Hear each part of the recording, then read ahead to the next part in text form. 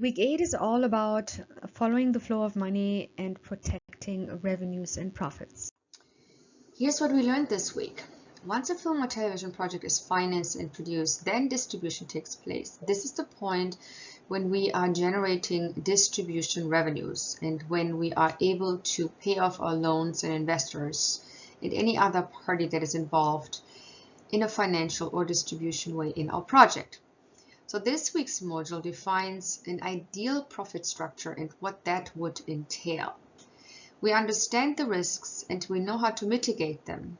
We understand how to establish an impactful business plan to attract and secure investors. We can now define and manage revenue structures in view of profitability.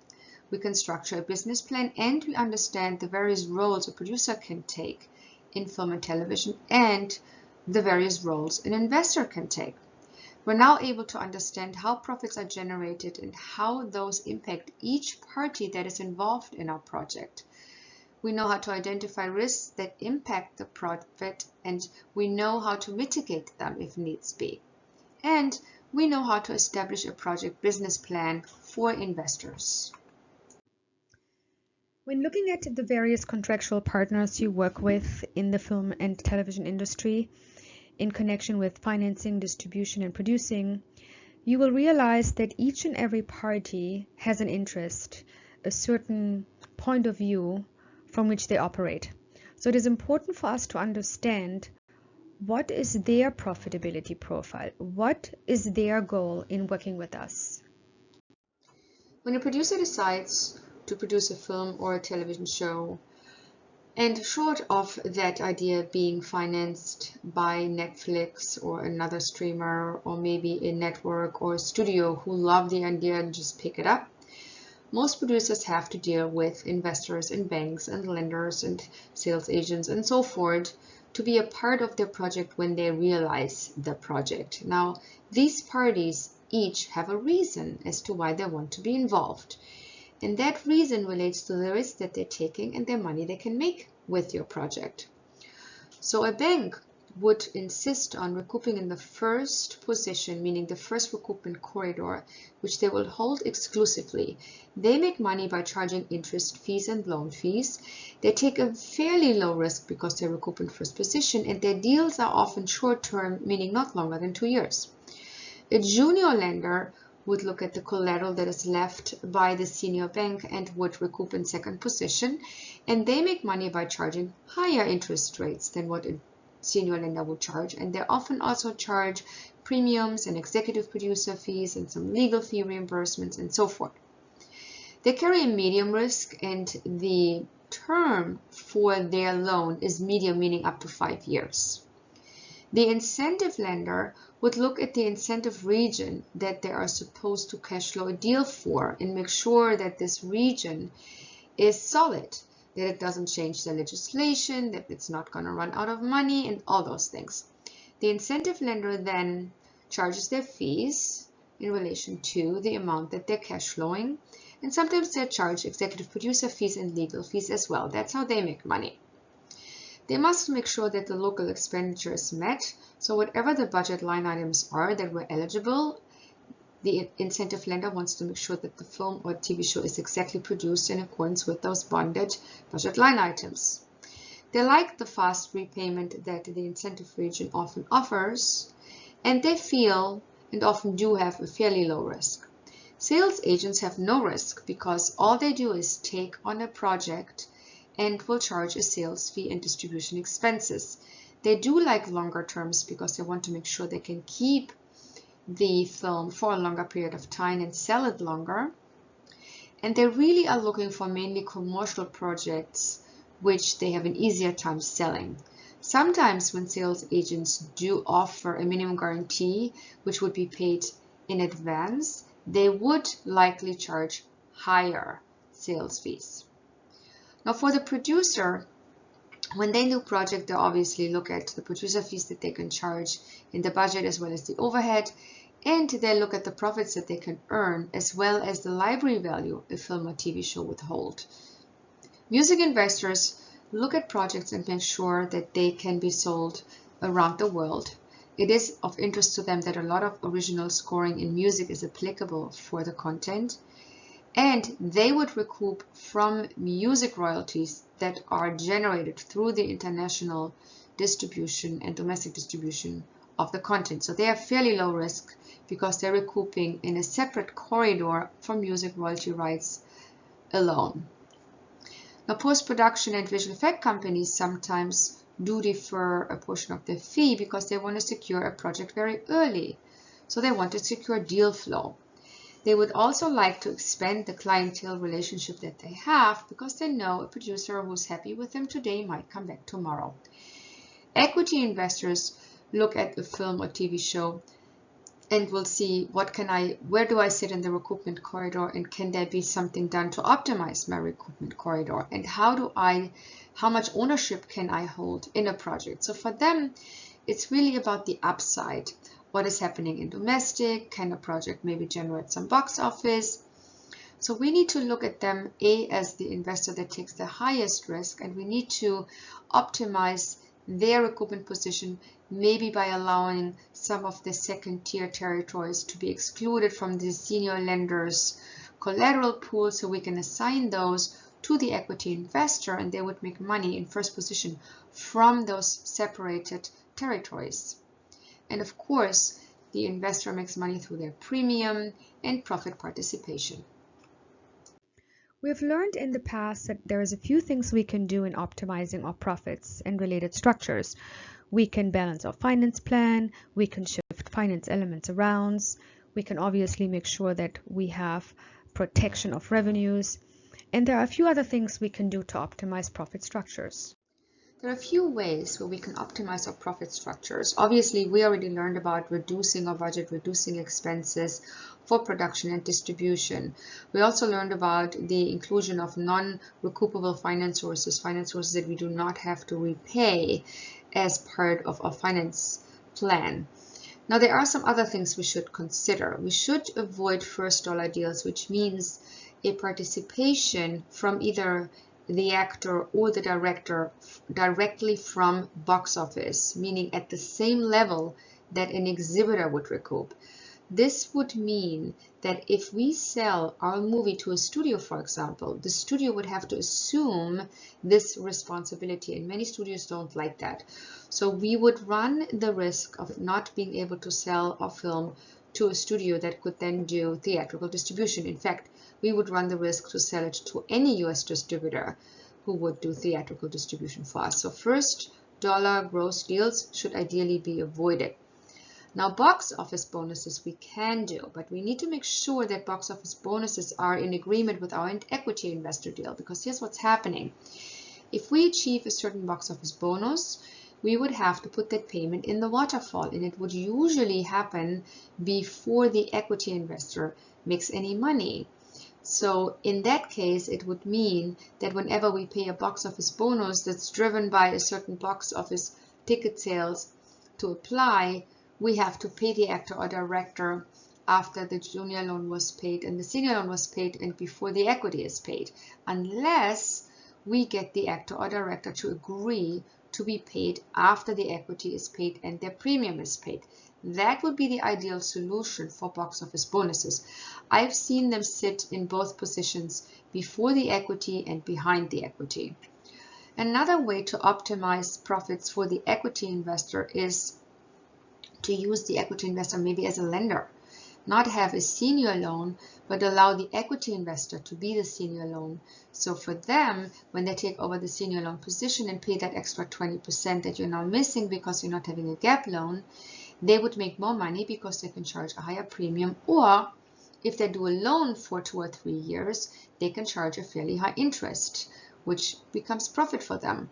There is a way for them to also make more money when you do ring fencer territories, meaning you are allocating a certain set of territories by taking them out of the collateral of the senior lender and allocate the revenues that is connected to those ring fencer territories, as I call them, which are often tier 2 territories the bank is not keen on holding or will let us release, and then the equity investor can get paid for those sales when they come in.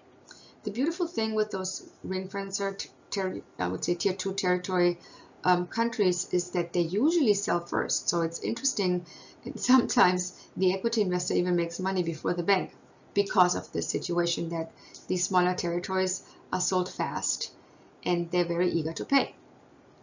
The slate financing is another way of diversifying the investor's risk by having them invest not just in one movie or one TV show, but maybe 3 movies or maybe 2 movies and a television show.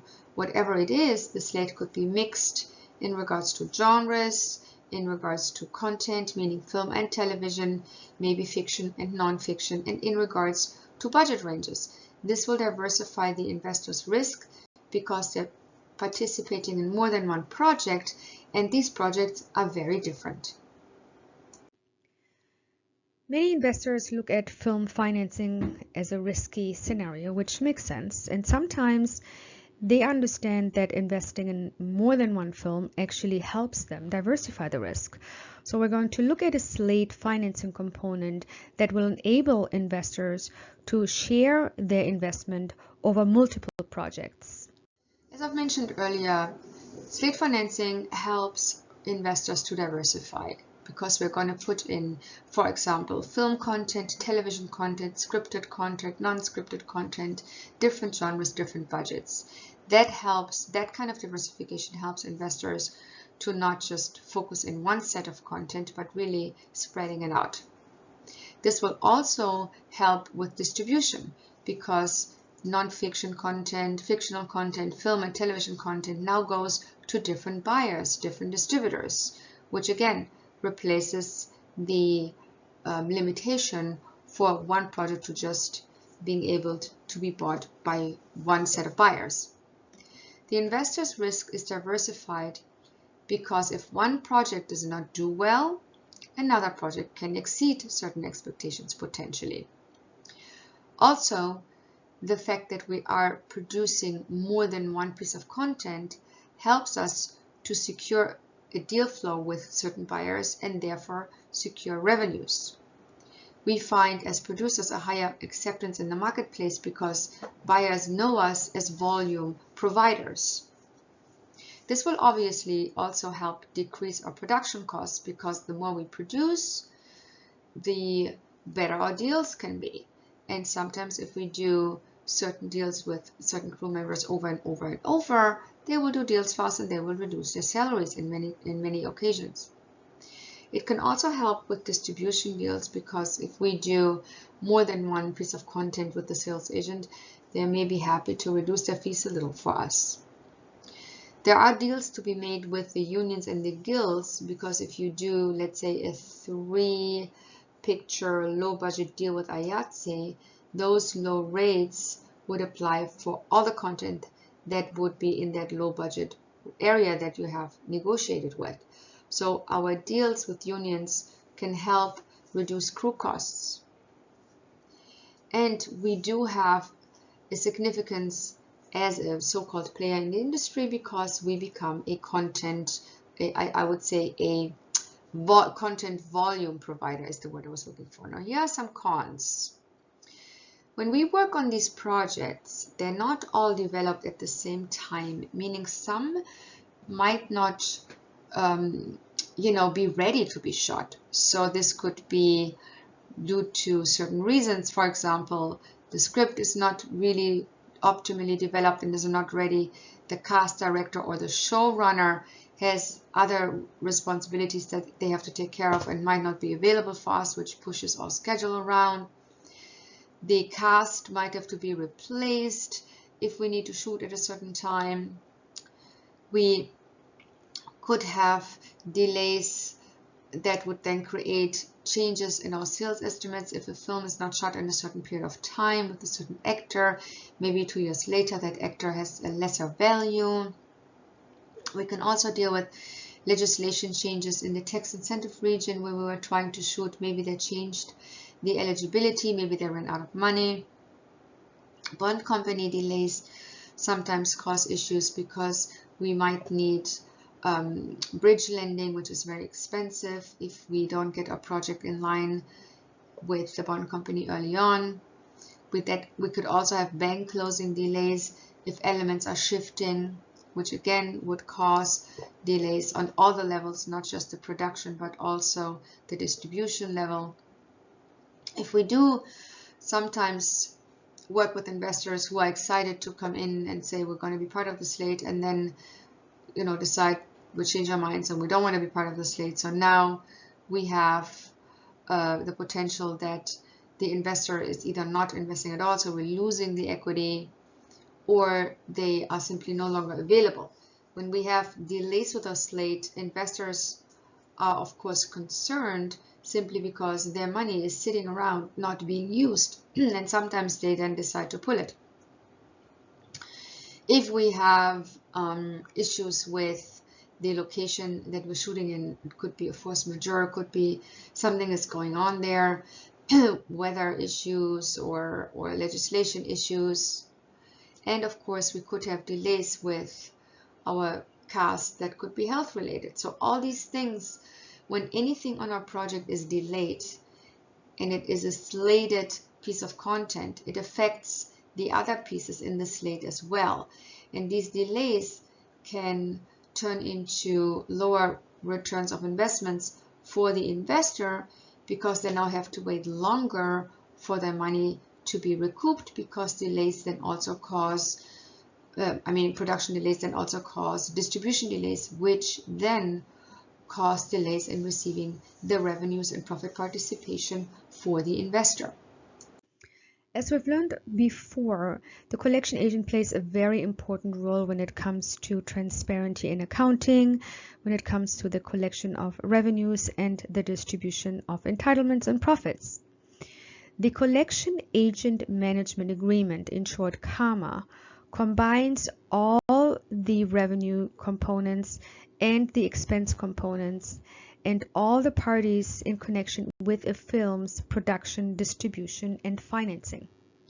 A CAMA is an overall agreement that includes all the parties that are connected to a film or television project. These would be all the finance parties and all the distribution parties that would be part of the film or TV project, but also all the profit participants and deferment providers. Anyone who is connected to the film or television project that receives either a payment, a deferment, a salary, a fee, a service fee, a commission, or simply is a lender or an investor would be connected to the CAMA. And of course, the guilds are party to the CAMA and have to sign it and are a signatory, and also the producers are a signatory to the CAMA. So everyone connected in regards to financing and distribution and in connection to any payments whatsoever would be a signatory to the CAMA, the collection agent management agreement. And what needs to be understood is that this CAMA doesn't just list whoever is part of the project. It also lists what they're getting paid and when they're getting paid, in which position they are sitting. So this CAMA says exactly, here's who you are, here's what investment you gave us, for example, and here's where your investment and your premium will be returned after these and these and these and these payments have been made to these and these and these parties. So the collection agent management agreement defines very clearly the ranking system that applies when distribution revenues come in and how they are being paid to the various parties and in what ranking system they are being paid. I refer to the collection agent as the revenue police, if you will, because it enables me to offer my investors a transparent accounting, but it also enables me to protect the revenues, because the revenues as they come in, as distributors pay for the film, that money does not go to the sales agent, it does not go to a third party, it doesn't even come to me, it goes to the collection agent, who is very keen on collecting revenues and dispersing them in accordance with the collection agent management agreement and all the related contractual obligations. When I refer to the revenue police, I'm actually referring to the collection agent. The collection agent sets up an escrow-like bank account that distributors use when they make their payments in regards to the distribution agreements that they signed. They also use this account to pay for overages if they are applicable. So the collection agent makes sure that all the revenues are recorded and then uses these revenues to pay fees and expenses to the parties like the sales agent and of course the collection agent and anyone who is contractually agreed to receive fees. But the collection agent also makes sure that all the loans and investments are paid, including their costs, fees, and premium. The collection agent sends out revenue and expense reports to all the parties in the collection agent management agreement, which is something that is really great because it offers a true transparency of what monies are coming in from the movies and their distribution revenues and from the television contents, and how that money is paid at any given time to any given party.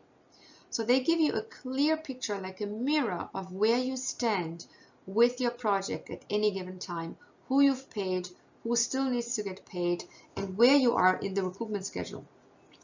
The reports are usually offered and issued quarterly, and that means you don't have to hire a CPA or a production accountant to do that work. It's all done by the collection agent.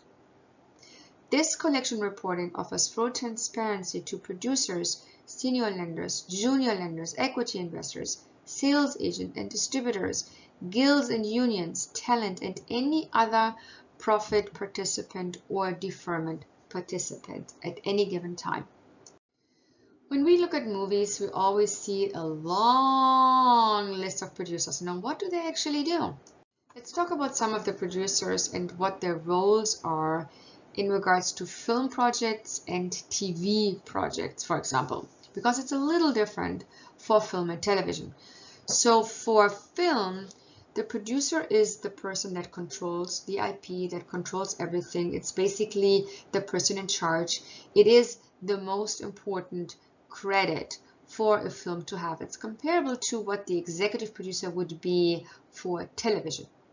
So for the film producer, it would mean in television that they are working for the executive producer, who would be the most important credit for the TV show. So it kind of reverses, right? So the film producer is the most important credit for film. The executive producer is the most important credit for television. The producer for television works with the executive producer and toward the executive producer. The executive producer in film is often someone who is an investor. It could also be a distributor, but it's often someone related to financing for film. And for television, the executive producer is really oftentimes the creator, the most important person on a TV show. The co-executive producer could be someone who is an investor for film, and it could also be someone who connects someone to or connects the producer to an investor for a film project. In television, the co-executive producer could be a co-creator who works with the executive producer. The supervising producer is often someone who manages the physical production aspect of a film or a television show. The line producer also manages the physical production, but also is responsible for the budget, for creating it and for adhering to it. The associate producer for film and television is someone who they can have a lot of roles. They can help provide funding, they can help provide advantageous deals, they can help provide cast. They're like a helping hand in any which area that is possible and helps support and push a project, meaning a film or television project, forward. The creative producer is often responsible to deal with the script development and the packaging aspect of a film or television show. Today, every movie and every project will require a business plan or project pitch deck if you want. This is going to be essential as the script, as essential as the Bible for a TV series. It is as essential as all the attachments that we're going to add in order to create value with our project. It is the very heart of the business that is your movie, and it follows some very important rules in regards to what needs to be included. So when we look at what we should be including in our business plan pitch deck, we're not talking about a 120-page document. In fact, we're talking about something very lean and mean. I always say Keep it under 20 pages, keep it under 20 slides. If you work on a PowerPoint presentation, that is the best. Here are some of the core components that are important for a pitch deck. The project information. Here you are giving the reader, which could be an investor, it could also be a distribution executive or a distribution acquisition executive, the opportunity to learn about your project. You give them a compelling introduction that includes a log line, a great synopsis, obviously you make reference to the genre, and you talk about the characters and their arcs so that you can immediately capture the interest on a creative basis, on a creative level. That is very important when it comes to film and television projects. You are selling a film, you're not selling toilet paper, for lack of a better word. So it is important that you're very compelling and that your introduction is very strong and creates an interest with whoever reads about your story. It needs to be very clear and it needs to be very succinct. And then you need to think about, who am I making this movie for? Who is my target audience? So you need to think about what genres work in what marketplace. So first of all, who is your target audience? Is it male, female, what age group? Are you planning on going to the film festivals with this movie, or are you doing a global commercially viable project? These things are important. And then we need to talk about the market analysis in connection with your genre. What is your genre? Is it a horror genre? Strong selling genre worldwide. Is it an art house movie? How do we sell this? So the demographics of your target audience is as important as the market analysis in connection with the genre. So you need to do some research here and really make sure that you have a very clear understanding of the landscape of how you want to distribute the film and how you want to reach your viewers. And now, number 3, let's talk about the current landscape. The investors need to understand what landscape we're emphasizing, what is happening right now in the marketplace, and why is this a good time for your film to be relevant. Why are you doing it now, and what is the economic context as to why you're doing it now?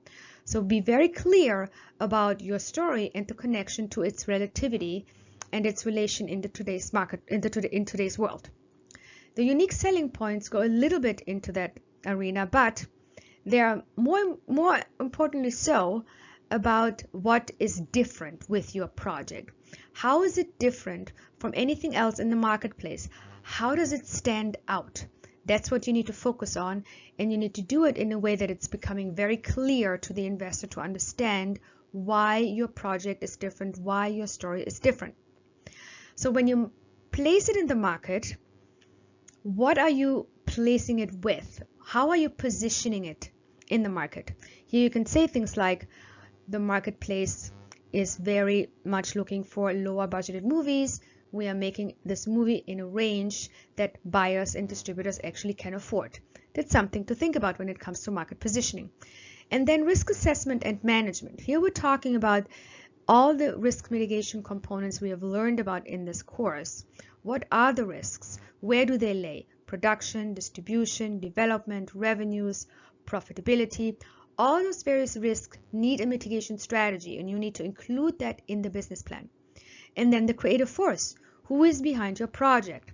You need to have someone with you, if you're a beginner, that's an experienced producer or an experienced director, so the investors know and the distributors know the project is led by someone who knows what they're doing. Financial overview and investment opportunities. Here, you talk about the sales estimates, you're talking about your finance plan, you're talking about the balance of your finance plan, you're talking about the investment criteria. When you make very clear to the investor that you thought about thoroughly how to balance the finance plan in order to optimize their revenues. And then one thing that is really important and not to be forgotten, the visual component of your deck. You are selling a movie. So it needs to be very visually enticing.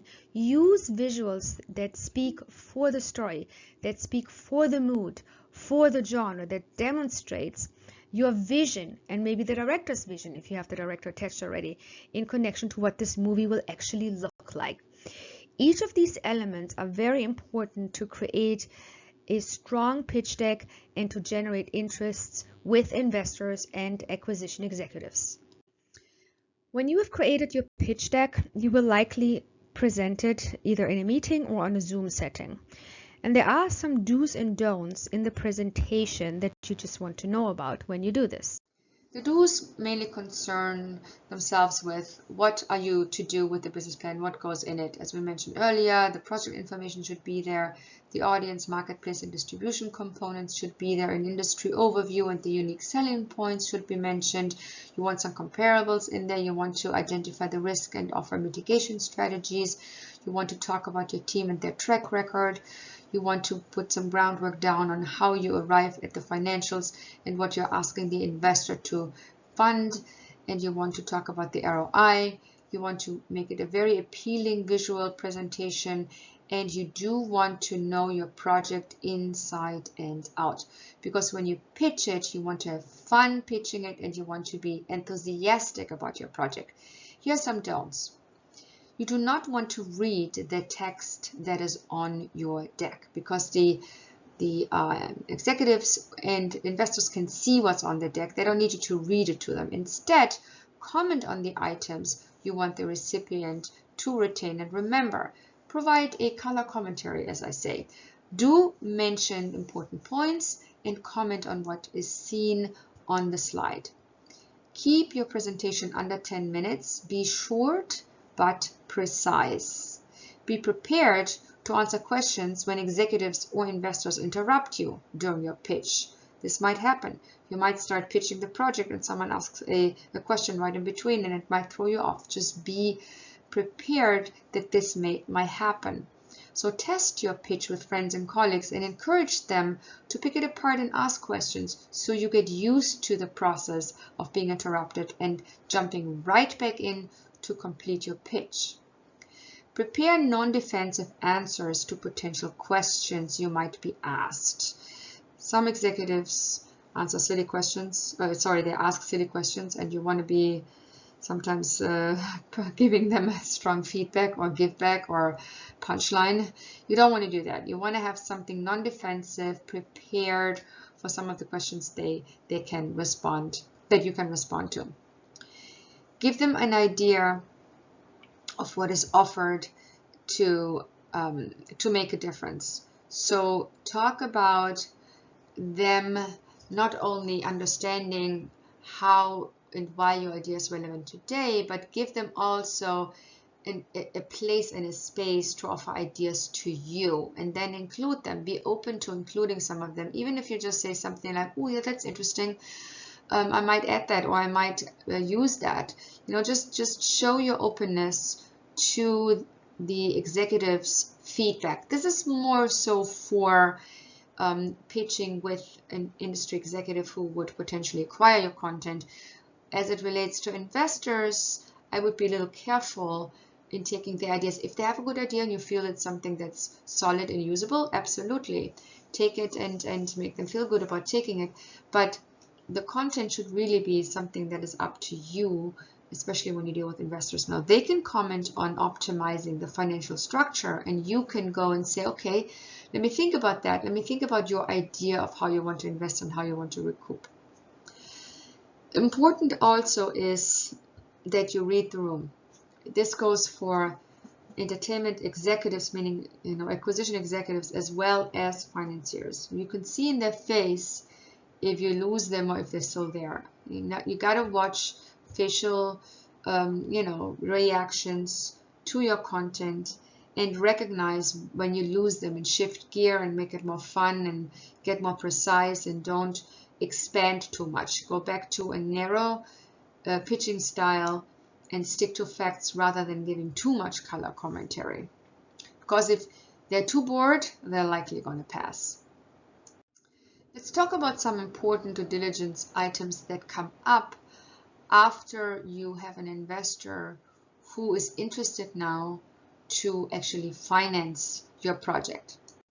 There is a long list of things. I actually split the list up in two, and I wanted to put as much on here as possible so you are clear about what you can face with any investor who is interested in funding your project based on a pitch that was successful.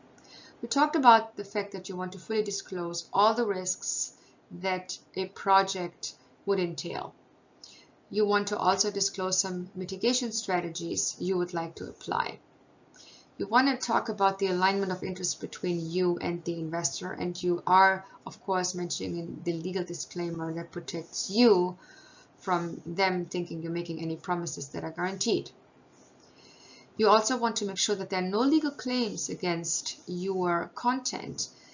Could there be a potential chain of title claim? You need to make sure that that's not the case, but you also want to make sure that if you're not dealing with an investor who has a legal claim against them, or is maybe even convicted for fraud or another felony.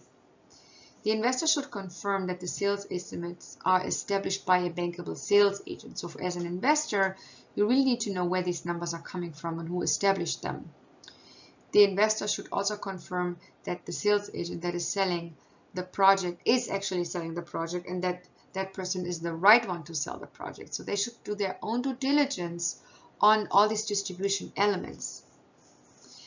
The pre-sales are obviously important, an important part of the finance plan, so the investor should also obtain information from the sales agent directly if they feel the pre-sales that are intended are actually realistic.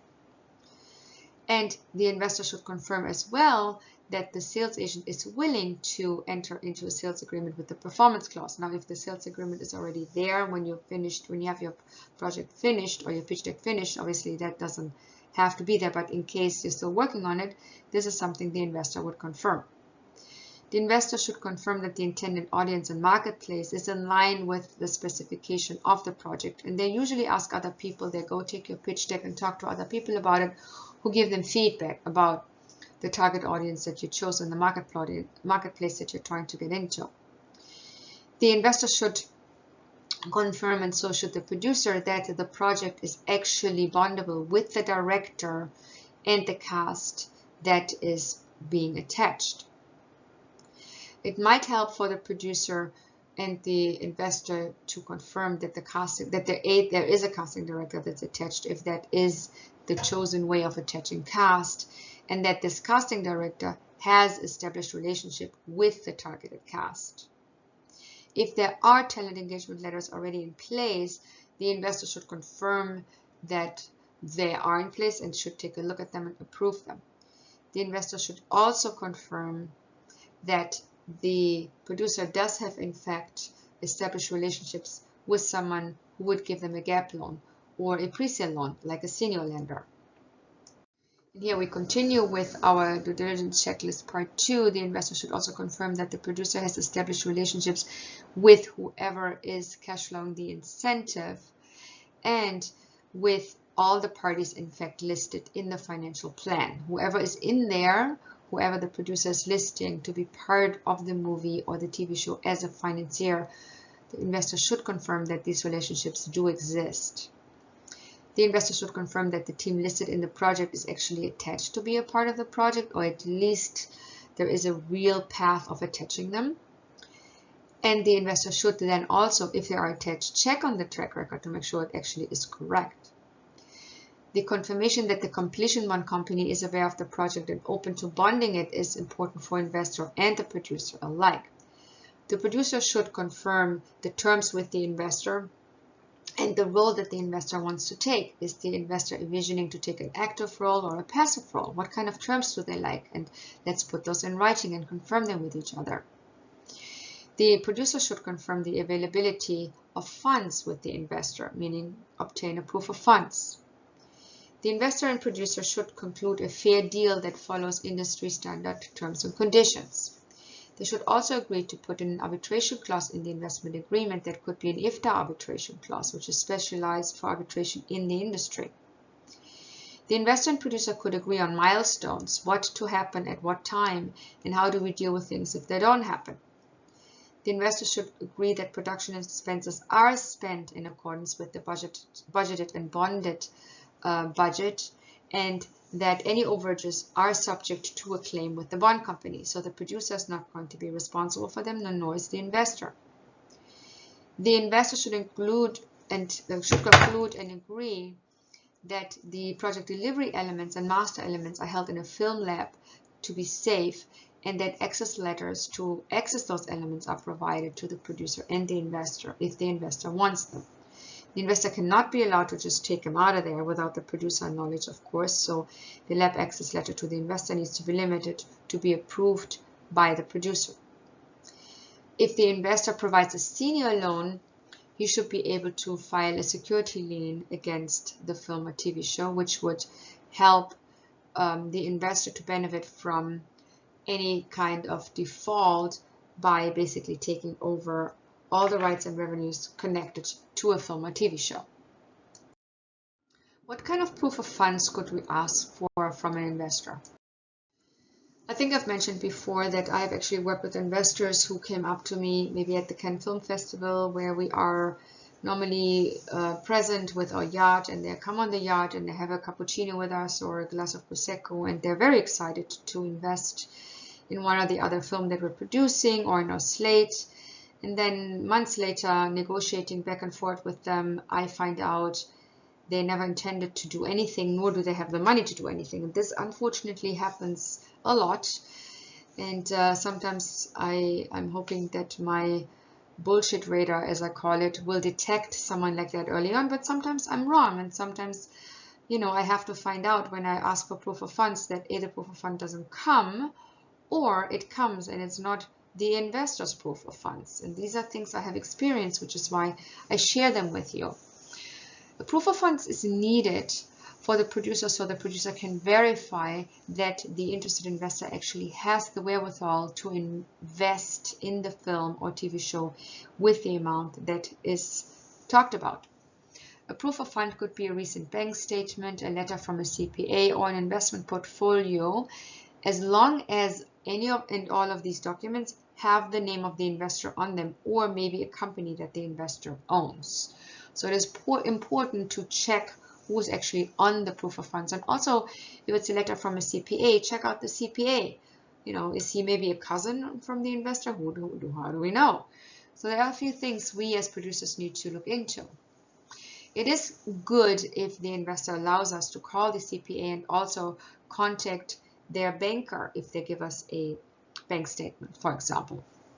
We would obviously sign an NDA, which is a non-disclosure agreement, so that we would not share any of the proof of funds documentation with any third party, because this is private information we should not be sharing with anyone.